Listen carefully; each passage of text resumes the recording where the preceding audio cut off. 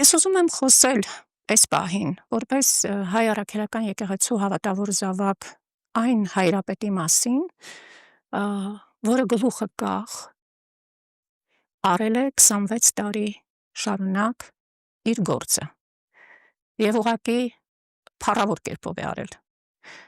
Պարզ թվարկումներով կարող եմ այսպես գնալ, որպեսզի ձեր ժամանակը խնայենք։ Վեհափառ հայրապետը Վազգենյան Գևորգյան ճեմարանը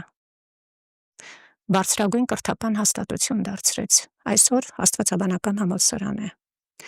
Վեհափառ հայրապետը ստեղծեց Հառիճավանքի ավագ դպրոցի կարգավիճակով։ Արարատյան հայրապետական թեմի առաջնորդ եղած ժամանակ նախաձեռնեց, իսկ հետո արդեն որպես վեհափառ լրջագույնս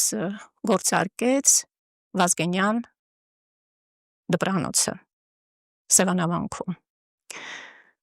Վեհափառ հայրապետը 1000-ից ավելի եկեղեցիների շինարարության լծվեց, մայրաթորը դարձրեց ծաղկուն անդաստան, ուղղակի այսպես հիասմունքի առարկա յուրաքանչյուր զբոսաշրջիկի և յուրաքանչյուր երևի հայի համար։ Բազմաթիվ շինություններ կառուցվեցին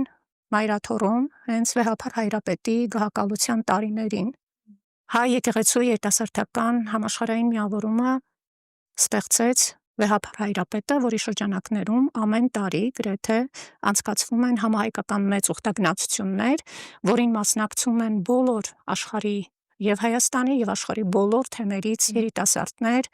և իրականացվում են այդ ուխտագնացությունների շրջանակներում կրթական, հոգևոր լուրջ ծրագրեր, այսինքն այդ ուխտագնացությունները պարզապես սրբավայրեր այցելություն չեն, այլ լուրջ դասընթացներ են, որոնք անցնելով երիտասարդը առավել է եկեղեցագործվում, և եթե մասնավորապես Սփյուռքի պարագային եկեղեցու հետ առնչությունները քիչ են լինում, լրջագույնս եկեղեցագործվում է։ Վեհափառ հայրապետը զարկ տվեց գրահրատարակչական գործին,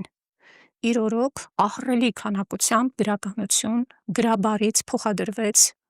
աշխարհաբարի, հսկայական քանակությամբ գրքեր տպագրվեցին։ Մի հայրապետի